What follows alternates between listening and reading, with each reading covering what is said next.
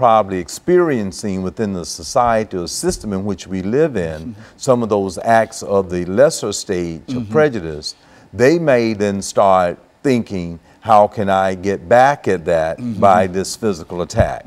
So, and then I guess my point is, it can go from one ethnic group to the next ethnic group, or I hate to use this word, Uncle Tom, sometimes you can find people within one ethnic group that the dominant group can get another person to act and behave and think and say things in a certain way. I guess you want to say they've been bought out, or they may have assimilated to a certain degree that they may not try to understand that particular ethnic group, although they belong to that ethnic group themselves.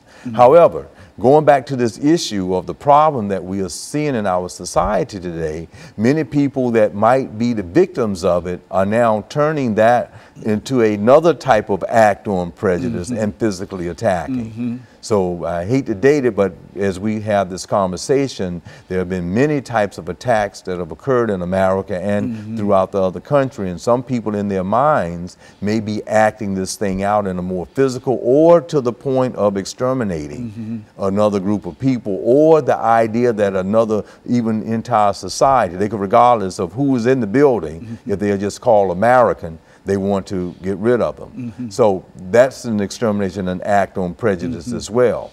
So would you say, Dr. Sanford, that many individuals do have an opportunity? It's really a decision that an individual has to make as to whether he is willing to move from level 1 to level 2 to the final level. That is really an individual's decision, but it's sort of formed by the group itself, by the kind of folks that you're involved with.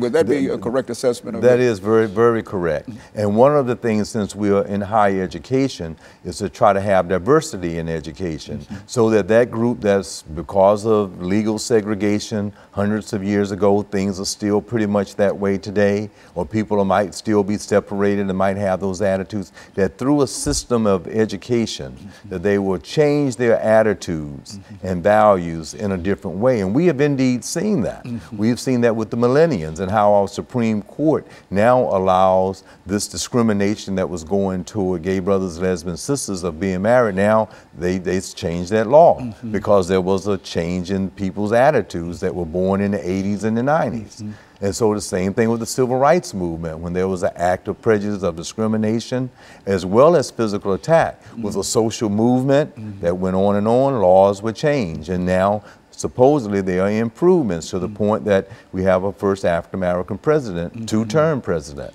So we see change with the whole infusion, but you have to understand that those things are there. And this places someone in a high authority level to have to understand that much of the anti-locution is still very present, that first level within our society, of people just feeling in a very prejudiced way.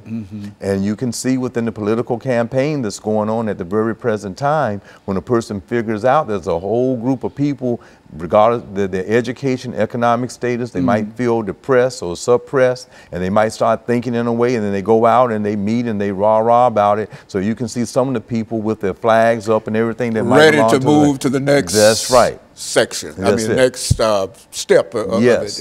And so it's a thing of progression, you know, and if a person can exclude himself or get away from that kind of thing, he won't have an opportunity to progress. But as long as he is involved in the middle of it, he goes up with the rest of the group. Is that what we're saying? That's what we're saying. And we think we have a better America with more diversity, because we are strength in numbers, strength in everybody being along and getting along. And we have the institution of religion that's supposed to help everybody have this type of ethic about ourselves. But the question becomes, as Max Weber would say in his classic book, the Protestant ethic in the spirit of capitalism.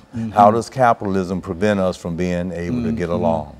And so in a real sense, diversity is the most important element in terms of bringing people together, and more diversified a group is, then the less likely they are to be able to move from, they might move from level 1 to level 2, but if there's quite a bit of diversity, they're not going to go up to level 5. That's right. And intellectual diversity. You can live in another area, but intellectually you have to understand about the culture of other people, and then that would let you have a different level of respect.